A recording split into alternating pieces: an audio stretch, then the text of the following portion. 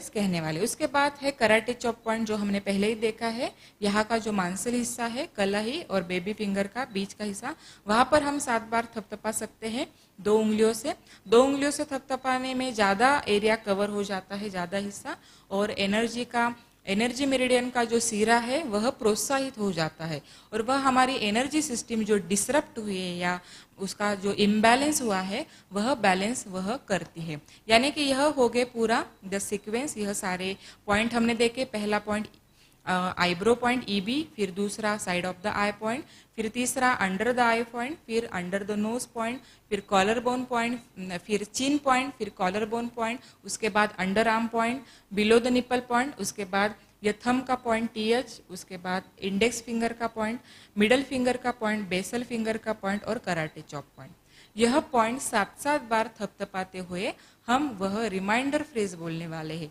Reminder phrase बोलने से हमारी सूक्ष्म एनर्जी प्रणाली को दिशा मिलती है, गाइडेंस मिलता है कि मुझे किस समस्या से छुटकारा पाना है, किस समस्या से मुझे मुक्त होना है। फिर हमने सेटअप देखा, जिसमें हम सोअर पॉइंट पर रगड़ते हुए या कराटे चॉप पॉइंट को चॉप करते हुए, टैप करते हुए हमने 3 बार अफर्मेटिव सेंटेंस समस्याओं के बारे में बोला। उसके बाद हमने सीक्वेंस देखा, जहाँ पर कुछ बिंदुओं को 7 बार थपथपाते हुए हमने रिमाइंडर फ्रेज कहा। फिर अगला जो स्टेप है द बेसिक रेसिपी का, वह है द 9 गैमेट प्रक्रिया, द 9 गैमेट प्रोसीजर। उसको कैसे करेंगे? उसको 9 क्यों बोला गया है? क्योंकि वह गैमेट पॉइंट थपथपाते हुए हम 9 एक्शंस करने वाले हैं जो आंखों से निगड़ित है। तो वो आंखों के एक्शन क्यों करने वाले हैं, या इसमें कुछ गुनगुनाना है या कुछ 105 से अंक हमें बोलने हैं। तो यह जब 9 एक्शंस हम करते हैं आंखों से, तो उससे क्या होता है, हमारे ब्रेन के कुछ हिस्से स्टिमुलेट हो जाते हैं, और वह ब्रेन भी हमारी इस एनर्जी प्रणाली को संतुलित करने के लिए वह पार्टिसिपेट करता है, सहयोग देता है। वह दिखने में अजब लगती है, अलग लगती है, पर यह बहुत बड़ा कार्य करती है। हमारा पूरा ब्रेन को उसको पार्टिसिपेट करती है, उसका सहयोग लेती है। इसलिए फिर हम इसको करते हैं, और इम्पॉर्टेंट, यह भी महत्वपूर्ण है। जैसे हम यह 2 उंगलियां लेते हैं, लास्ट की बेबी फिंगर और उसके साइड की जो फिंगर लेते हैं, उसका जो जॉइंट है या नकल्स है, उसके नीचे हम आधा इंच जाएंगे और इसको थपथपाएंगे। इसको जब हम थपथपाते हैं तो हम आंखों की कुछ 9 एक्शंस करेंगे। पहली एक्शन है हम आंखें बंद करेंगे, फिर आंखें खोलेंगे, दूसरी एक्शन। तीसरी एक्शन हम राइट साइड नीचे देखेंगे, गर्दन को सीधे रखते हुए हम राइट साइड नीचे देखेंगे, फिर गर्दन को सीधे रखते हुए हम लेफ्ट साइड नीचे देखेंगे, फिर हम क्लॉकवाइज या घड़ी की कांटे जैसे फिरते हैं वैसे हम हमारी आंखों को पूरा घुमाएंगे, जैसे कि घड़ी का सेंटर है हमारा नाक, और हम सारे चेहरे के अंक देखने की कोशिश करें। फिर उल्टा एंटी क्लॉकवाइज हम आंखें घुमाएंगे। फिर 7वां स्टेप क्या है, हम कुछ वी विल हम अ सॉन्ग, हम कुछ गाना गुनगुनाएंगे।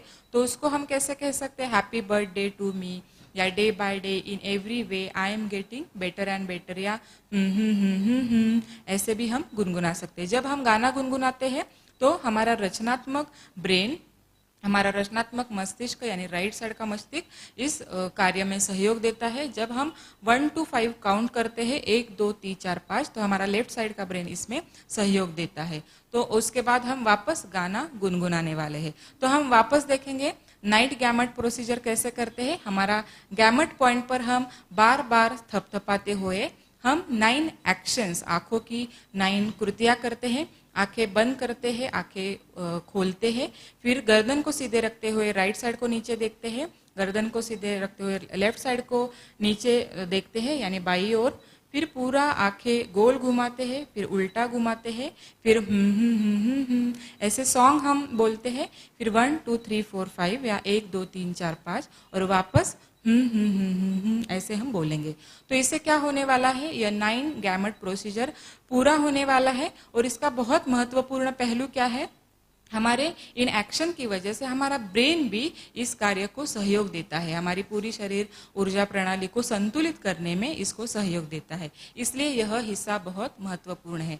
और फिर चौथा स्टेप क्या है, वापस हम द सीक्वेंस करने वाले हैं। सीक्वेंस वापस हमने देखा है, जैसे हमारे जो बिंदु है eyebrow point, side of the eye, below the eye, under the nose, chin point, collarbone point, फिर underarm point, below the nipple point, thumb point, index finger point, middle finger point, baby finger point and karate chop point. तो ये सारे बिंदुओं पर 7-7 बार थपथपाने वाले हैं और जब हम थपथपाते हैं तो हम रिमाइंडर फ्रेज बोलने वाले हैं और ये सारी बातें हम जोर से करने वाले हैं।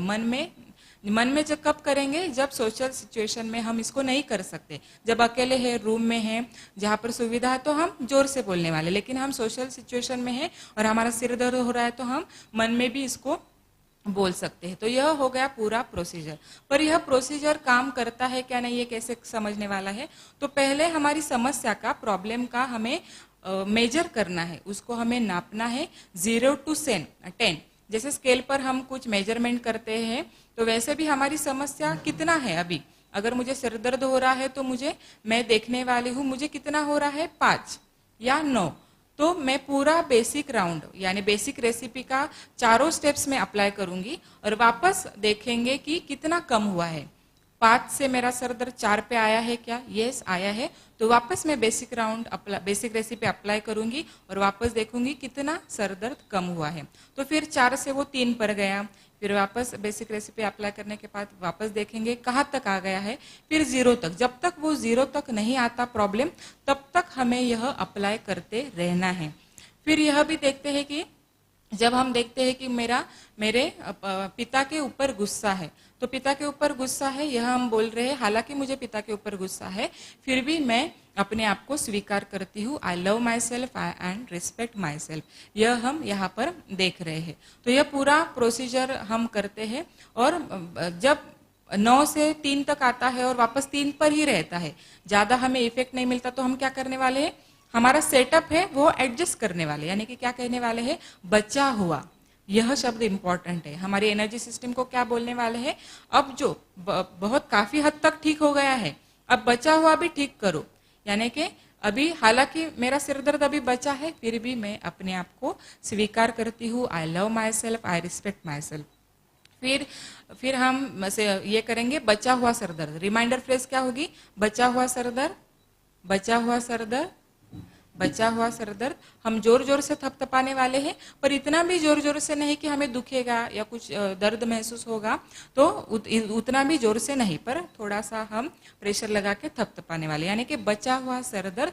यह सेंटेंस बोलना रिमाइंडर फ्रेज में बहुत महत्वपूर्ण है, ताकि हमारी एनर्जी प्रणाली को डायरेक्शन मिले कि अभी जो बचा हुआ प्रॉब्लम है इसको ठीक हमें करना है।